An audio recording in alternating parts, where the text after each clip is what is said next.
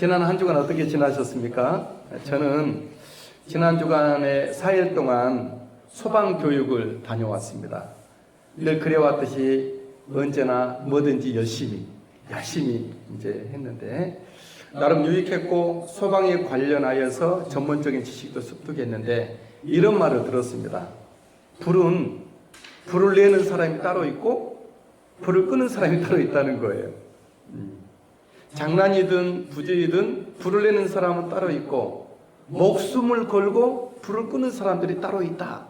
그런 얘기부터 시작을 했었습니다.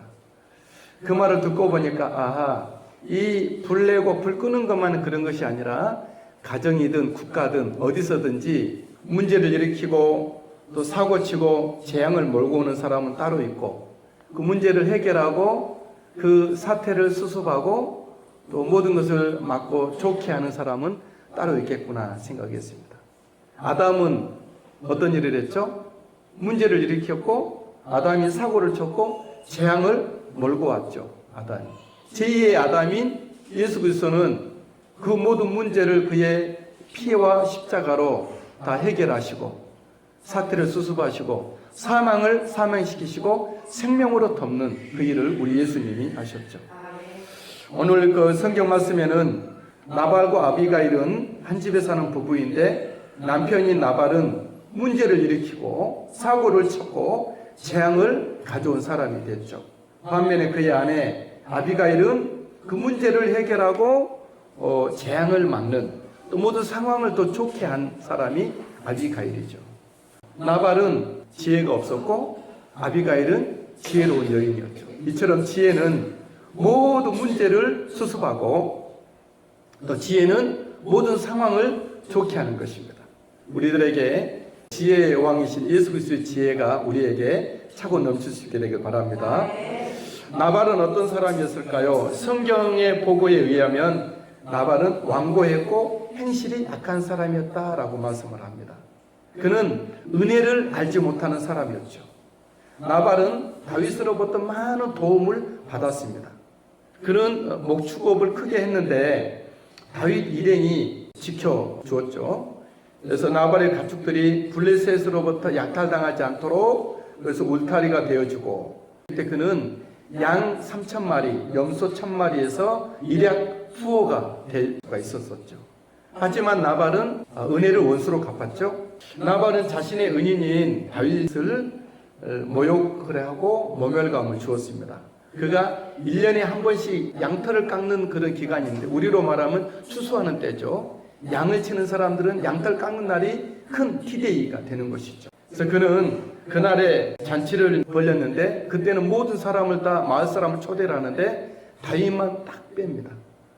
그리고 다윗이 사람을 보내서 음식만이라도 우리에게 좀 전달해 달라 이렇게 할 때 이런 지하에 거절을 하죠. 그리고 나발은 다윗에 대해서 어떻게 말해요? 다윗이 누구냐? 근자에 듣자 하니까 억지로 주인을 떠난 불량한 총들이 있다 하는데 그가 아닌가 그러면서 다윗을 폄하하고 모욕을 했습니다. 하는 말이 다윗에게는 줄 것은 아무것도 없다. 그런 말을 나발이 하게 되죠. 그러면서 나발은 모든 일반 사람들을 초청해서 왕의 잔치를 호화롭게 벌였습니다. 36절 말씀이죠. 시작.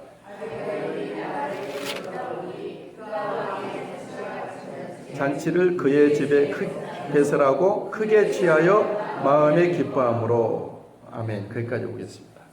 그는 어리석은 사람이었습니다. 그는 상황 판단을 잘 못하는 거죠.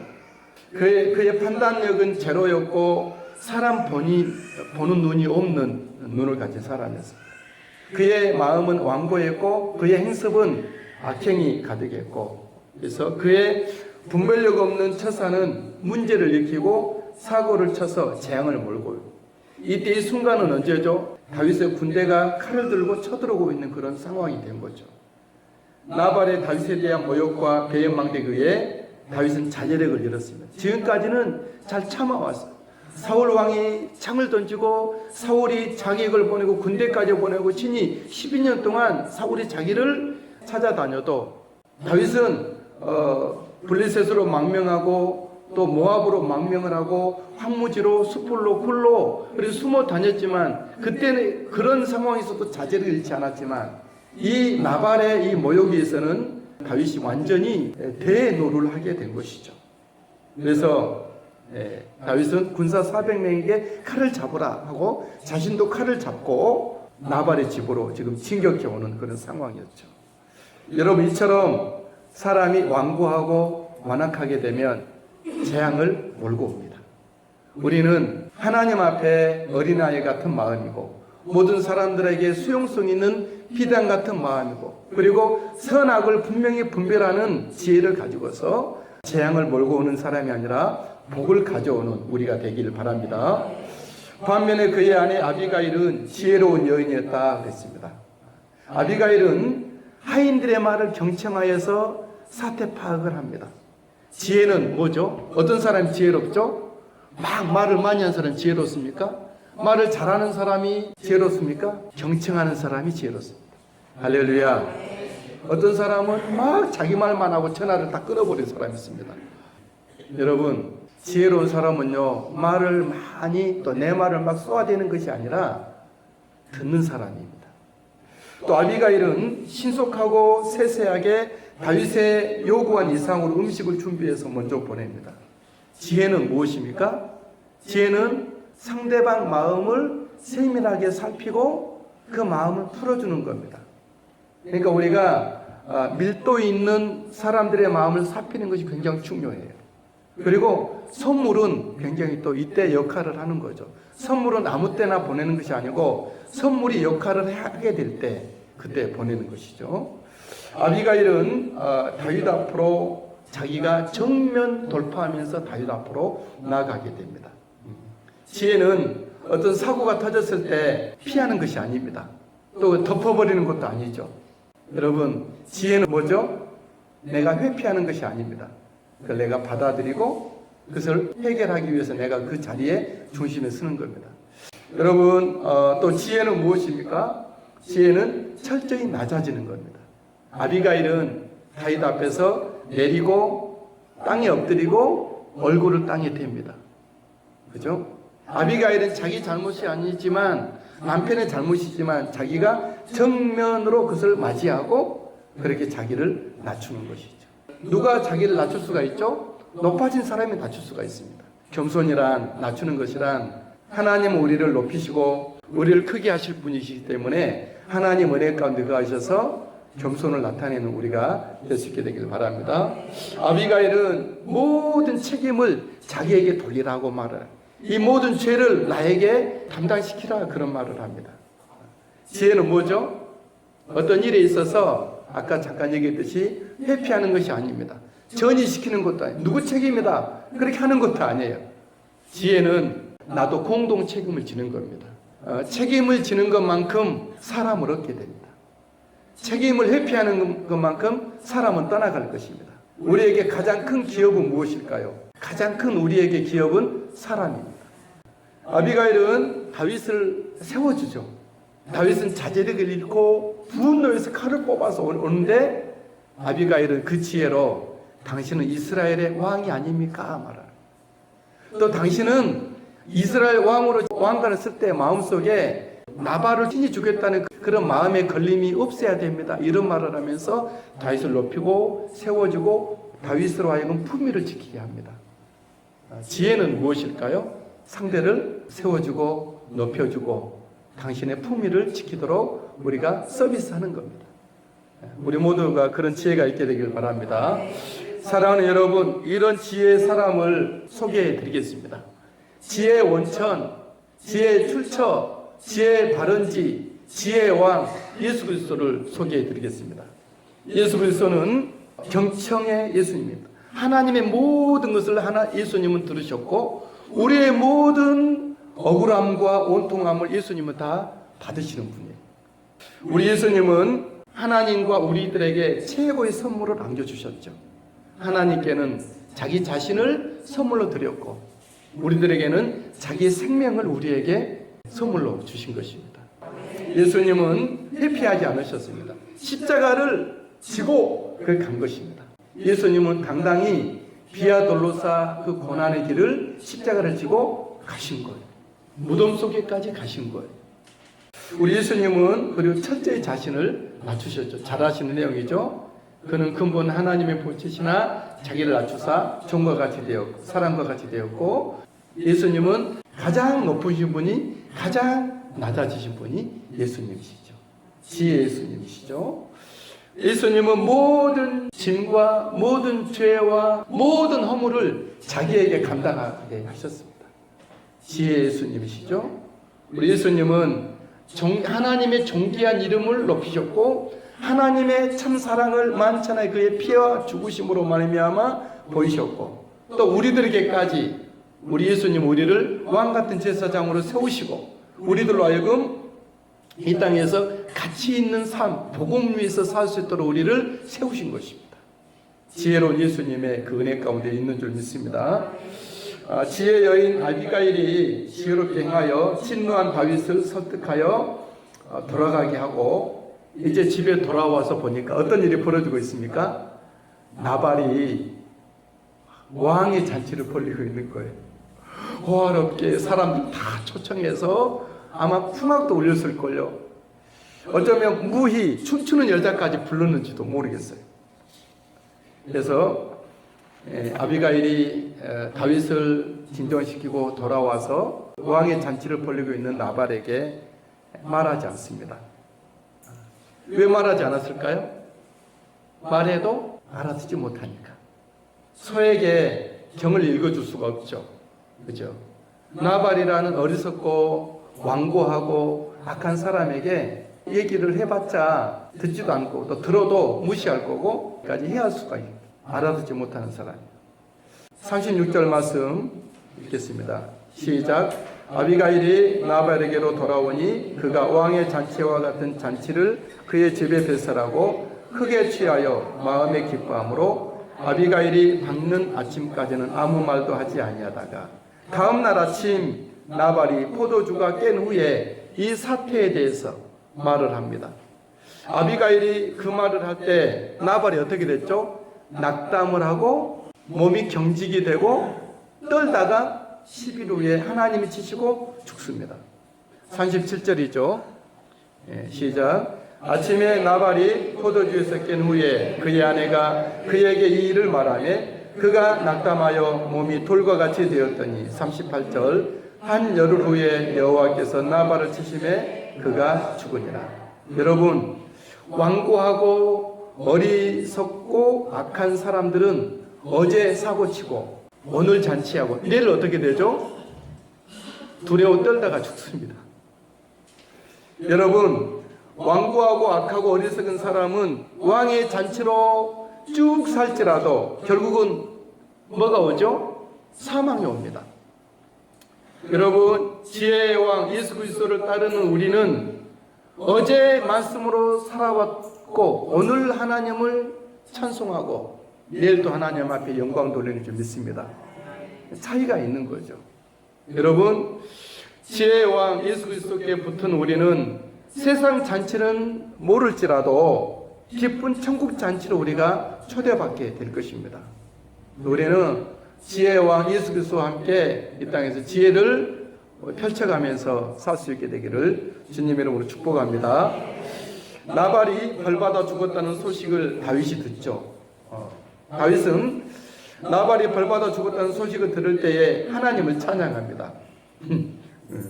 여러분, 하나님을 다윗이 왜 찬양했을까요? 아싸 고소하다 그랬을까요? 다윗이 나발이 벌받아 죽었다는 것을 듣고 하나님을 찬양한 이유는 무엇이죠? 하나님이 나로 하여금 나발을 친히 치지 않게 하시고 하나님 대신 원수를 갚아주셨다는 것 때문에. 우리 예수 믿는 사람들은요, 원수를 친히 갚을 필요가 없습니다. 왜 그렇죠? 하나님이 대신 갚아주시기 때문에 그렇습니다. 39절 말씀입니다. 39절 시작.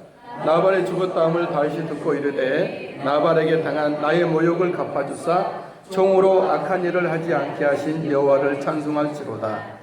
여호와께서 나발의 악행을 그의 머리에 돌리셨도다 하니라. 그렇습니다. 우리 주 예수 그리스도의 사람, 아무나가 아니고 예수 그리스도의 사람에게는 하나님이 대신 원수를 갚아주십니다. 여러분은 진짜 예수 그리스도의 사람이 되셨습니까? 우리의 뼛속까지 세포까지 예수님의 사람이 돼야 됩니다. 그러니까 그냥 믿는 자가 아니라 교회 댕기는 사람이 아니라 종교적인 사람이 아니라 내 인생 가운데 예수 그리스도가 주인이 되고 왕이 되고 통치되고 예수님 아니면 나는 없고 예수님 있으면 나는 있는 그런 사람이 돼야 합니다. 할렐루야. 그 사람들에게는 하나님 대신 원수를 갚습니다. 로마서 12장 19절 말씀입니다. 앞에 있습니다. 자막이 시작. 내 사랑하는 자들아 너희가 친히 원수를 갚지 말고 하나님의 진노하심에 맡기라. 기록되었을 때 원수 갚는 것이 내게 있으니 내가 갚으리라고 주께서 말씀하시니라. 다윗은 나발이 죽었다는 소식을 듣고 아비가일을 자신의 아내로 삼고자 사람을 보냅니다. 39절이죠. 다윗이 아비가일을 자기 아내로 삼으려고 사람을 보내어 그에게 말하게 하며 40절 다윗의 전령들이 갈멜에 가서 아비에게 이르러 그에게 말하 이르되 다윗이 당신을 아내로 삼고자 하여 우리를 당신께 보내더이다 하니 이때 아비가일은 급히 기다렸다는 듯이 일어나서 나가고 고마움을 표하고 기꺼이 그의 아내가 됩니다. 41절 42절 시작. 아비가일이 일어나 몸을 굽혀 얼굴을 땅에 대고 이르되 내 주의 여종은 내 주의 전령들의 발 씻길 종이니이다 하고 42절 아비가일이 급히 일어나서 나귀를 타고 그를 뒤따르는 처녀 5과 함께 다윗의 전령들을 따라가서 다윗의 아내가 되니라. 아멘. 여러분 다윗 정도면 주변의 여인들이 얼마나 많겠습니까? 또 다윗은 이미 이스라엘 경내에 국내에 알려진 인물 아닙니까? 사무엘이 그에게 기름을 부었고 다윗은 어디로 가든지 여호와께서 이기게 하시고 다윗은 그 블레셋 나라에까지 사울은 천천히요 다윗은 만만히요 소문난 명장이 아닙니까? 그리고 장래 이스라엘의 왕으로 세워질 자로 누구든지 알고 있는 상황에서 다윗이 아내를 삼고자 하면 얼마든지 뽑아서 선택해서 할 수 있겠죠. 또 이스라엘의 왕이기 때문에 신중하게 아내를 골라야 되지 않겠습니까? 그런데 왜 하필이면 아비가일입니까? 아비가일은 누구죠? 처녀도 아니고 또 유력한 집안의 어떤 교수도 아니고 나이가 든 과부일 뿐인데 왜 다윗은 아비가일을 아내로 맞이하죠? 뭐죠? 아비가일의 지혜 때문이에요. 지혜. 잠언 14장 1절에 이런 말씀이 있습니다. 앞에 있어요. 시작. 지혜로운 여인은 자기 집을 세우되 미련한 여인은 자기 손으로 그것을 하느니라. 다윗은 장차 나라를 생각할 수밖에 없었죠. 내가 왕이 되면 나라를 세워야 될 텐데 함께 세울 만한 관여자를 기다리고 있는 거죠. 그러니까 다시 말하면 함께 세울 수 있는 지혜로운 여자를 기다리고 있는 것이죠. 찾던 중에 아비가일을 만난 것입니다. 또 아비가일은 다윗이 완전히 자제력을 잃었을 때 그의 분노를 진전시키고 장래 왕으로서의 품위를 지키기 위한 여인, 뚜렷이 남아있는 그 여인이었죠. 아비가일의 그 지혜가 다윗의 마음을 사로잡았고 이 여인이라면 나와 함께 이스라엘을 세워갈 수 있겠구나. 그런 마음으로 결정이 된 것이죠. 여러분 어떤 여인은 같이 때려 부수고 같이 불을 질러대고 같이 무너뜨리는 사람들이 있어요. 또 어떤 여인은 더하여서 더 분노하고 더 소리 지르고 더 파괴하는 여자들도 있을 수가 있어요. 하지만 지혜의 왕 예수 그리스도로 말미암아 지혜를 나눠 가진 은사를 받은 우리들은 세워주고 또 지켜주는 그런 우리의 삶을 살게 되기를 바랍니다. 가정을 잘 지켜줘야 돼. 가정을 세워줘야 돼. 가장들을 세워줘야 돼. 여러분 우리가 물론 가장들도 그렇고 아내들도 그렇고 자녀들도 그렇고 서로 세워줘야 될 줄 믿습니다. 왜 하필이면 아비가일이었습니까? 다윗은 그 많은 여인들 중에 왜 하필이면 아비가일이었죠? 두 번째는 아비가일의 요청 때문입니다. 아비가일은 분노한 다윗을 진정시키고 왕의 품위를 세워준 후에 자신을 다윗에게 의뢰합니다. 31절 말씀에 보면 그렇게 있습니다. 시작. 다만 여호와께서 내 주를 후대하실 때에 원하건대 내 주의 여종을 생각하소서 하니라. 이 말씀 뭐냐 그러면 여호와께서 당신 다윗을 왕으로 이스라엘로 세워지게 될 때에 나를 좀 생각해 주십시오. 나를 기억해 주십시오. 자기 자신을 아비가일은 의뢰합니다. 아비가일이 다윗을 볼 때 다윗은 아직은 쫓기는 자이고 아직은 떠돌이지만 그 다윗 속에 장래 이스라엘의 왕의 모습을 씁니다. 그래서 자기를 부탁하게 된 것이죠. 다윗이 그래서 아비가일을 선택한 이유는 다른 것이 아니라 그 여인이 자기에게 의뢰해 왔기 때문에, 부탁해 왔기 때문에 자기에게 맡기고 있는 거죠. 그 여인이 자기에게 자기 자신을 맡기는 걸 보고 다윗은 거두어주는 거죠. 사랑하는 여러분, 우리가 만왕의 왕이신 예수 그리스도 앞에 나가 요청하는 자일 때 우리 예수님 우리를 맞아주는 자일 것입니다.